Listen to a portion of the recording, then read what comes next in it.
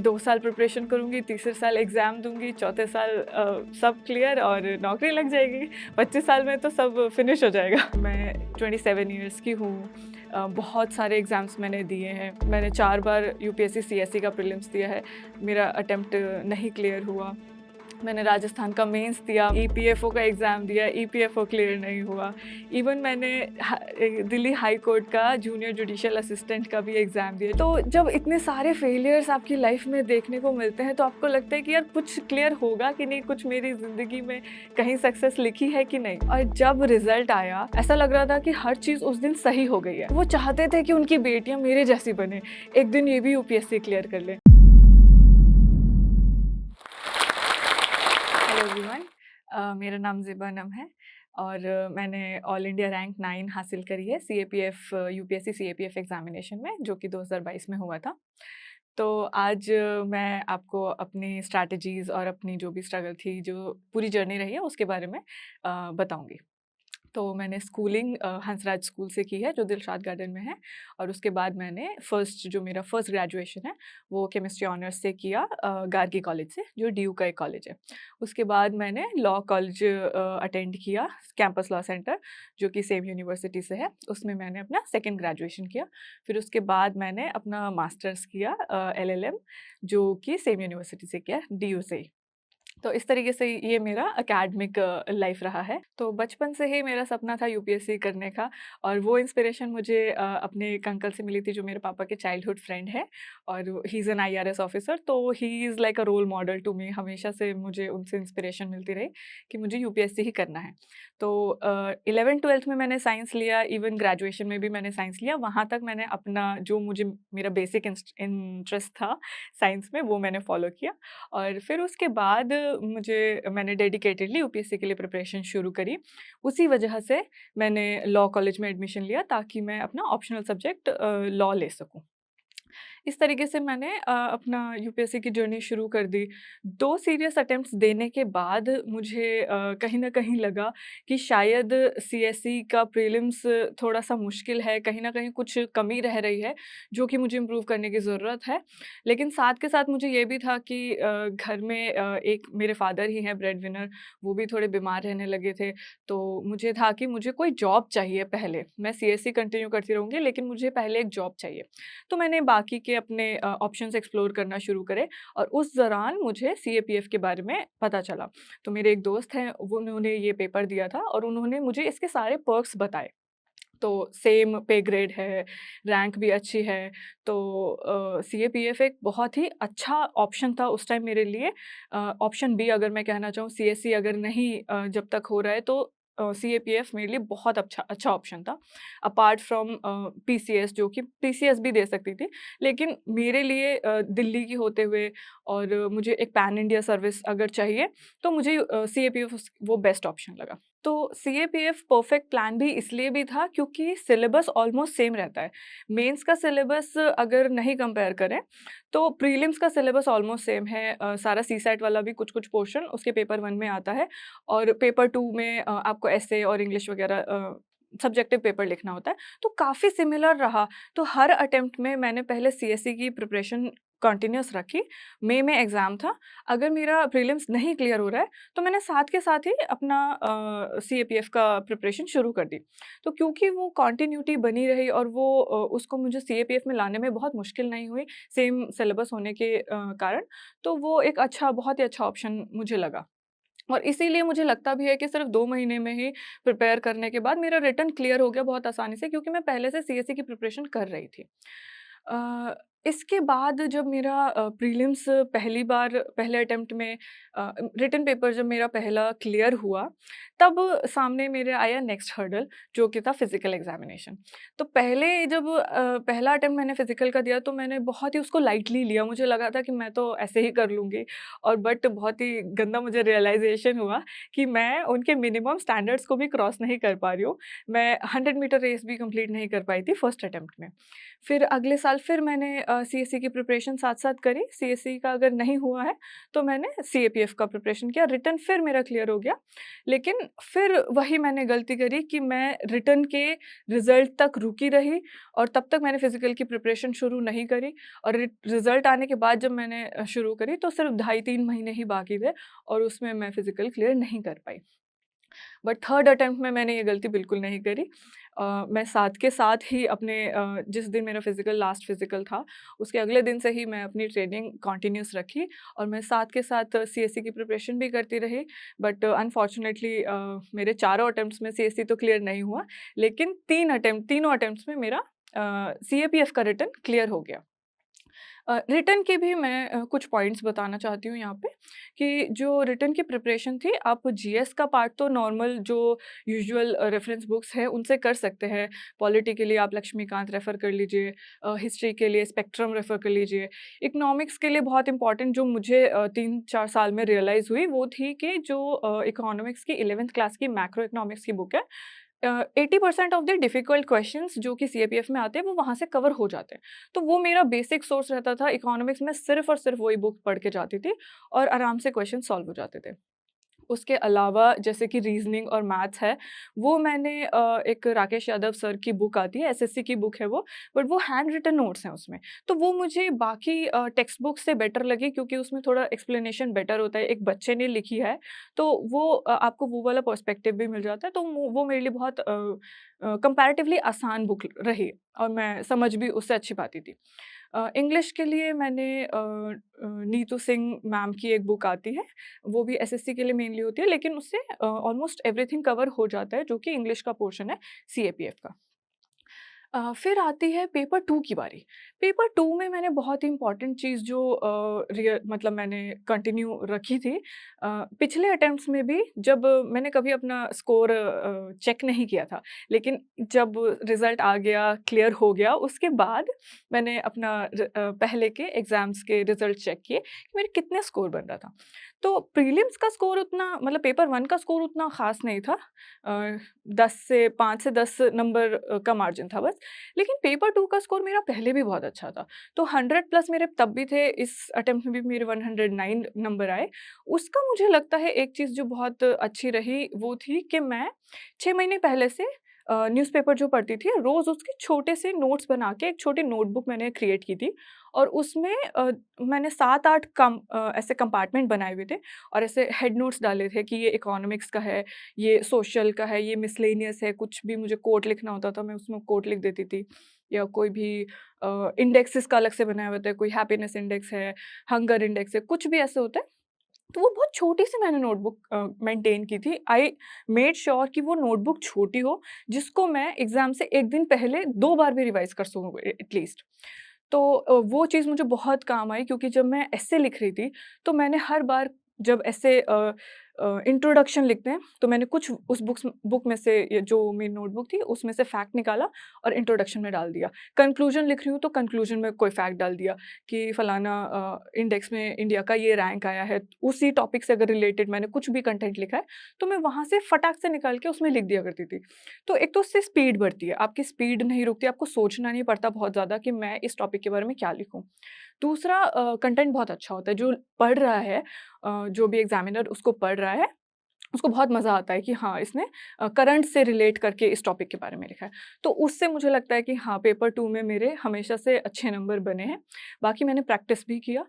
मैं हर हफ़्ते एग्ज़ाम से 2 महीने पहले हर हफ़्ते एक ऐसे लिखती थी, जिससे कि मेरी स्पीड बनी रहे और उस दिन क्योंकि ज़्यादातर ऐसा होता है कि एग्ज़ाम के दिन आपका पेपर कंप्लीट नहीं हो पाता है, तो उसकी प्रैक्टिस बहुत ज़रूरी है। आप हफ़्ते में एटलीस्ट एक ऐसे लिख लीजिए और सीएपीएफ का ऐसे बहुत लंबा नहीं होता, 250-300 नंबर का 300 वर्ड्स का लिखना होता है, तो वो आप बहुत जल्दी लिख सकते हैं। 10 से 12 मिनट के अंदर-अंदर आपको कंप्लीट करना होता है, उसकी प्रैक्टिस बनानी है।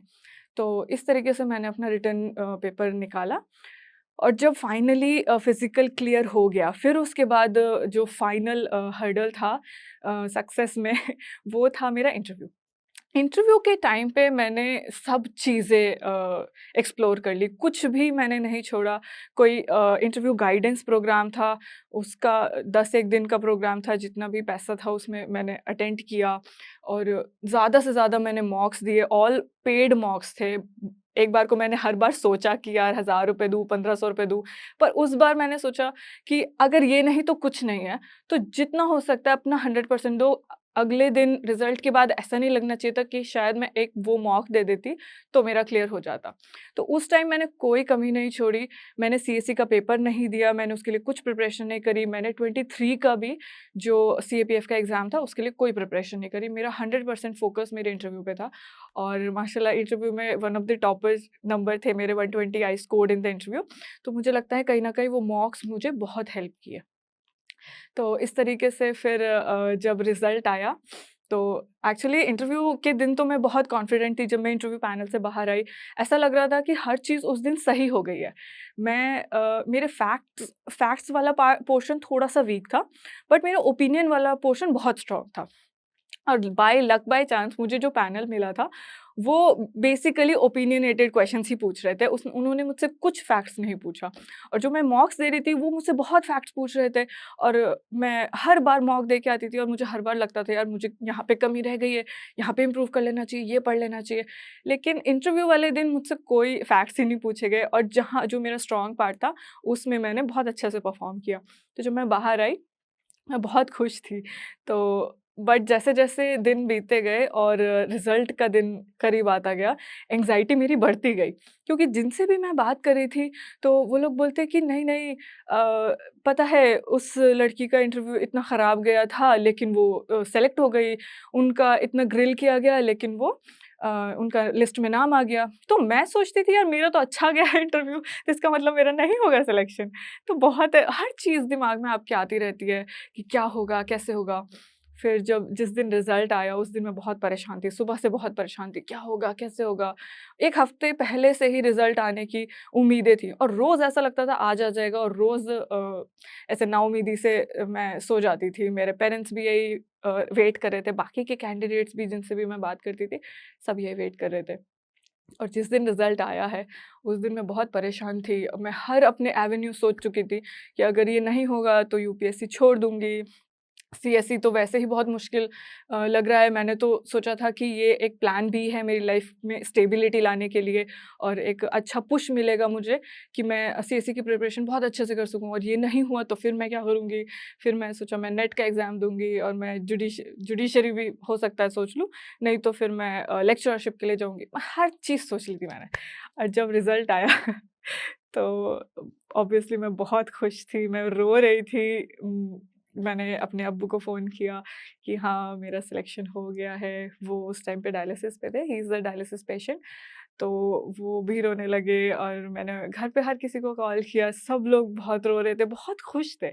तो वही होता है एक लोअर मिडल क्लास फैमिली में ना अगर आप बहुत खुश हैं तो भी वो नहीं झेलेगा और बहुत दुखी हैं तो भी नहीं झेलेगा। हर उस एक्सट्रीम्स में हमको रोना आ जाता है। उतना ऐसे यूजुअल नहीं होती हैं ये चीज़ें। तो वो इतनी बड़ी चीज़ थी उनके लिए कि हाँ, अब इसने यूपीएससी का नाम है, यूपीएससी क्रैक किया है। तो वो बहुत बड़ी चीज़ थी मेरे लिए। तो अब मैं आपको 4 ऐसे पॉइंट्स बताती हूँ जो मेरी जर्नी से मैंने सीखे हैं और शायद आपको भी हेल्प करेंगे। एक कहते हैं ना कुछ गोल्डन पॉइंट्स होते हैं आपकी लाइफ में कि हाँ, ये मैंने फॉलो किया और अगर आपको हेल्प करेंगे तो मैं वो बताना चाहूँगी। पहला है परसिस्टेंस। तो परसिस्टेंस लाइफ में बहुत स्पेशली यूपीएससी की जर्नी में बहुत इंपॉर्टेंट है। बहुत सारे फेलियर्स आते हैं लेकिन आपको फिर से खड़े होके दोबारा अपने आप को हिम्मत देनी होती है कि नहीं कोई बात नहीं, नहीं हुआ है पर तब भी मैं वही रूटीन फॉलो करूँगी जो मैं एग्ज़ाम से 1 दिन पहले कर रही थी। अगर मेरा एग्ज़ाम उस दिन भी आपको पता होता है कि मैं जैसा एग्ज़ाम देकर आई हूँ, मुझे शायद नहीं क्लियर होगा लेकिन अगले दिन भी उसी तरीके से 6 बजे सुबह उठ के अपना न्यूज़पेपर 2 घंटे पढ़ना और रात तक अपना पूरा शेड्यूल फ़ॉलो करना, वो बहुत इम्पोर्टेंट चीज़ है जो कि मैंने पहले कुछ अटेम्प्ट्स में नहीं सीखी थी और मैं बहुत डिप्रेस्ड थी। लेकिन लेटर ऑन मुझे रियलाइज़ हुआ कि वो डिप्रेस्ड टाइम में भी जब आप टाइम वेस्ट करते हो, रोते हो या पढ़ाई नहीं करते हो, वो टाइम चला जाता है। वो टाइम वापस कभी नहीं आता। बाद में सिर्फ़ रिग्रेट रह जाता है कि शायद मैं वो दिन पढ़ लेती, तो मेरा शायद क्लियर हो जाता। और सेकंड पॉइंट है इम्प्रूवमेंट। तो हर एक अटेम्प्ट में आपने पिछले अटेम्प्ट से गलतियाँ जो की थी उनसे सीखना है। कुछ ना कुछ आप इंट्रोस्पेक्ट करिए कि आपने कौन-कौन सी गलतियाँ उस अटेम्प्ट में की और उनको इम्प्रूव करने की कोशिश कीजिए। अगर हम उसी रैट रेस से दोबारा प्रिपरेशन करते रहते हैं, कुछ इम्प्रूवमेंट नहीं करते हैं तो फिर फेलियर आता है। तो वो चीज़ का ध्यान रखिए कि हमेशा इंट्रोस्पेक्ट करिए एक अटेम्प्ट के बाद अगर फेल हो जाते हैं और फेलियर किस वजह से हुआ, उन पे इम्प्रूव करने की कोशिश कीजिए। थर्ड पॉइंट जो है वो है रिविज़न। तो इस प्रिपरेशन में रिसोर्सेज़ कम और रिविज़न ज़्यादा की ज़रूरत होती है। ज़्यादातर आपने टॉपर से भी यही सुना होगा कि अपने रिसोर्सेज़ लिमिटेड रखिए, उतना ही कंटेंट क्रिएट कीजिए अपने रिविज़न के लिए जितना आप याद रख सकें और जिसको टाइम से पहले रिवाइज़ कर सकें। तो मैंने पहले 2 अटेम्प्ट्स में यही गलती की, मैंने बहुत सारी बुक्स पढ़ी जो नहीं जितनी ज़रूरत नहीं थी उनकी, उतना ज़्यादा टाइम उसमें स्पेंड किया और जो ज़रूरत की थी, उनको मैंने रिवाइज़ नहीं किया, उस वजह से मैं क्वेश्चन्स अटेम्प्ट नहीं कर पाई। तो वो चीज़ का ध्यान रखें और लास्टली मैं कहूँगी मोटिवेशन। तो आपको मोटिवेटेड रखने के लिए कुछ ना कुछ आपको अपना नीश चुनना है, ढूँढना है। जैसे मुझे सीएपीएफ की जर्नी में मुझे अपना नीश मिला कि मुझे रनिंग करके बहुत अच्छा लगता है। या फिज़िकल वर्कआउट करके मैं बहुत मोटिवेटेड और एनर्जाइज़्ड फ़ील करती हूँ। तो वो चीज़ कहीं न कहीं आप ढूँढिए, किसी भी चीज़ में हो सकता है, राइटिंग में म्यूज़िक में या फिर कहीं घूमने जाना है, या कुछ भी अपना नीश चुनिए, जिससे आप इस मैराथन में बीच में जब ब्रेक्स लें, तो अपने आप को रिवाइव कर सकें और पूरी जर्नी में मोटिवेटेड रख सकें। तो अब बात करते हैं कि मैंने किस तरीके से प्रिपरेशन करी, कहाँ-कहाँ मैंने पढ़ाई करी, कौन-सी बुक्स या रेफ़रेंसेस जो भी थे, उनके बारे में मैं आपको बताऊँगी। और मोस्ट इम्पॉर्टेंटली मैं शेयर करना चाहूँगी कि मैंने लाइफ़ में फेलियर्स कितने देखे। बहुत एग्ज़ाम्स मैंने दिए जो नहीं क्लियर कर पाई, पर उससे उठना और फिर दोबारा कोशिश करना, वो बहुत मुझे लगता है यूपीएससी एस्पिरेंट्स के लिए बहुत इम्पॉर्टेंट होता है, क्योंकि ज़्यादातर यूपीएससी एस्पिरेंट्स फेलियर लाइफ़ में देखते हैं और उस टाइम चाहते हैं कि कुछ ऐसा हमें मिले जिससे हम दोबारा कोशिश कर सकें। तो अब उसके बारे में बात करते हैं। जैसे कि मैंने स्टार्टिंग में पढ़ाई करी तो मैं घर से ही पढ़ती थी। घर पे जैसे कि मैंने बताया थोड़ा स्ट्रगल रहता था, लेकिन मैं कॉलेज जाया करती थी। जब लॉ कॉलेज था तो मैं वहीं की लाइब्रेरी बैठती थी और मैं पूरा दिन रात को ही घर वापस आती थी, पूरा लाइब्रेरी में ही पढ़ाई करती थी। तो वो वहाँ पे मैनेज हो जाती थी चीज़ें। जब 2018 में मैंने अपना फर्स्ट प्रीलिम्स का अटेम्प्ट दिया था और मैंने बहुत कॉन्फिडेंस के साथ अपना पेपर दिया था, लेकिन नहीं, अनफॉर्च्युनेटली नहीं क्लियर हो पाया मेरा एग्ज़ाम। तो मैं ऐसे अपना स्ट्रैटेजी बना के बैठी थी पहले ही कि 2 साल प्रिपरेशन करूँगी, तीसरे साल एग्ज़ाम दूँगी, चौथे साल सब क्लियर और नौकरी लग जाएगी, 25 साल में तो सब फिनिश हो जाएगा। लेकिन ऐसा नहीं होता, ज़िंदगी आपके लिए कुछ और ही डिसाइड करके बैठी होती है और ज़्यादातर एस्पिरेंट्स मैंने देखा है कि उनको स्ट्रगल लंबा लग जाता है। आज मैं 27 इयर्स की हूँ, बहुत सारे एग्ज़ाम्स मैंने दिए हैं। प्रीलिम्स मैंने 4 बार यूपीएससी सीएसई का प्रीलिम्स दिया है, मेरा अटेम्प्ट नहीं क्लियर हुआ। मैंने राजस्थान का मेंस दिया, मेंस क्लियर नहीं हुआ। ईपीएफओ का एग्ज़ाम दिया, ईपीएफओ क्लियर नहीं हुआ।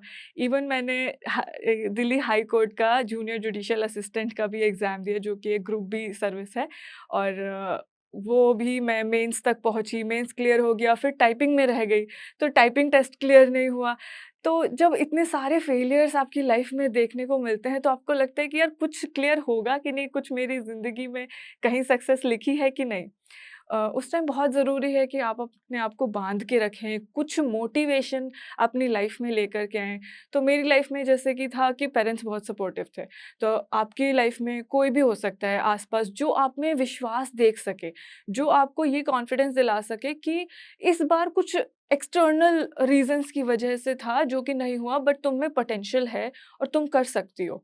तो ऐसे लोगों को अपने आप अराउंड सराउंड कीजिए और उनसे बात कीजिए। जब भी कोई फेलियर आता है, तो उनसे बात कीजिए, वो हमेशा आपको कॉन्फिडेंस देंगे। तो जब रिज़ल्ट आया उसके बाद मैं जब घर गई, तो बहुत लोग मुझसे मिलने आए।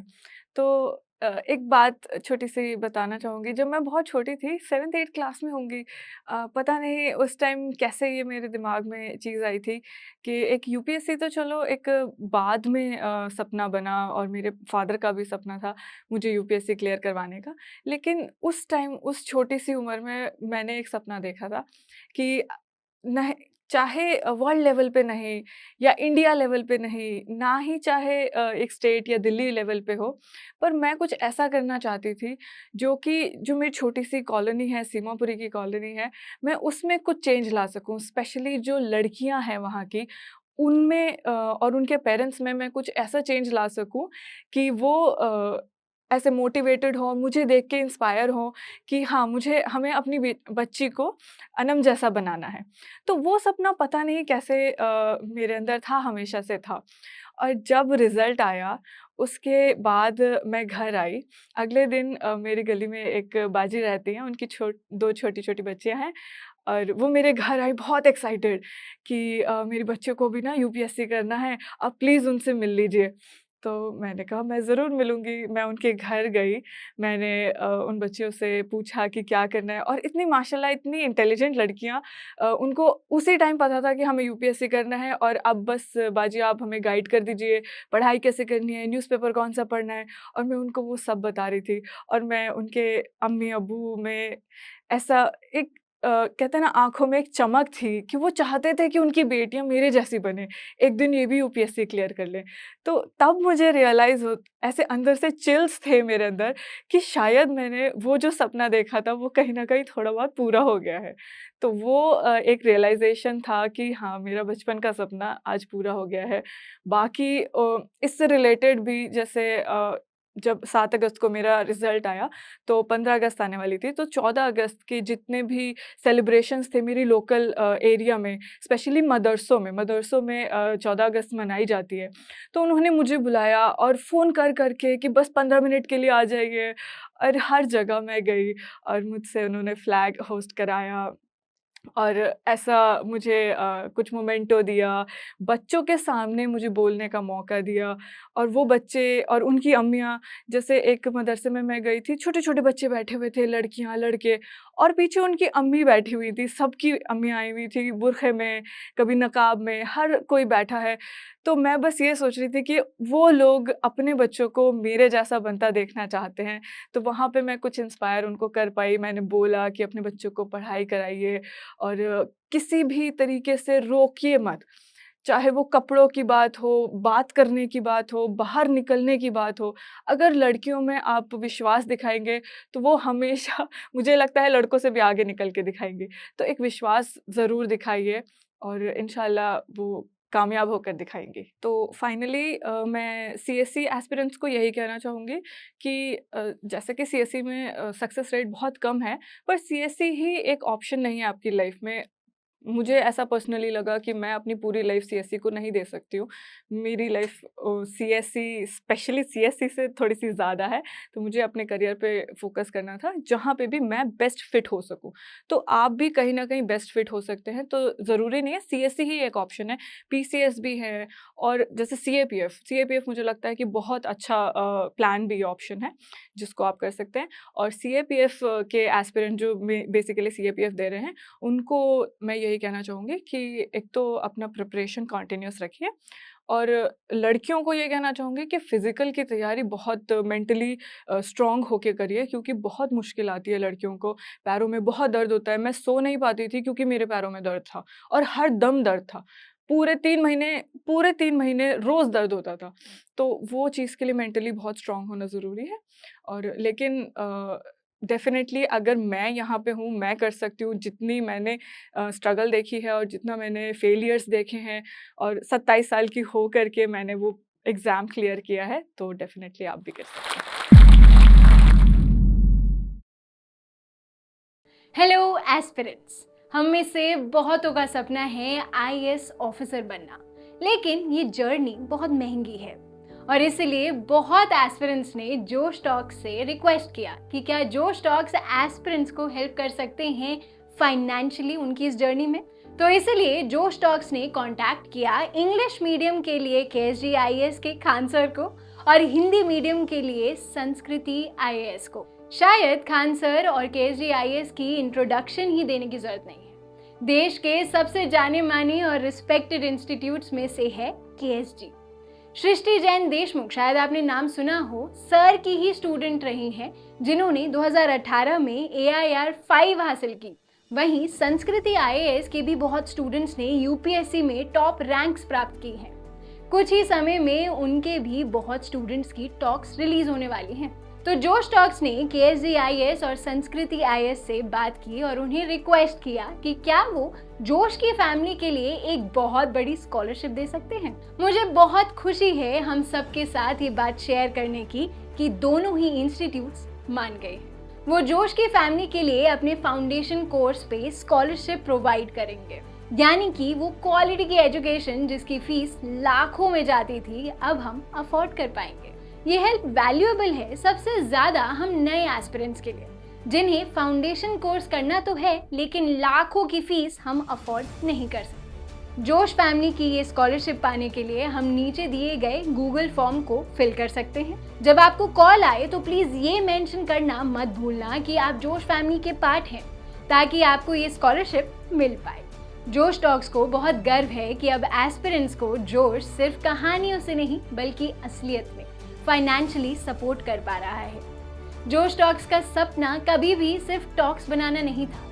जोश का मानना है कि हम सब में एक काबिलियत है अपनी जिंदगी में कुछ बड़ा हासिल करने की, मगर जिंदगी की कुछ परिस्थितियां हमें अपने अंदर के टैलेंट को बाहर नहीं निकालने देती। लेकिन अब कम से कम हमारी फाइनेंशियल स्थिति हमें अपने आईएएस बनने के सपने से रोक नहीं सकती। जोश टॉक से एक बड़े भाई या बहन की तरह हर वक्त हम सबको जिंदगी में आगे लेके जाने के प्रयास में लगा रहेगा। आप बस जाके अपना 100% दीजिए, एक भी दिन जाया ना होने दें, बाकी जोश संभाल लेगा।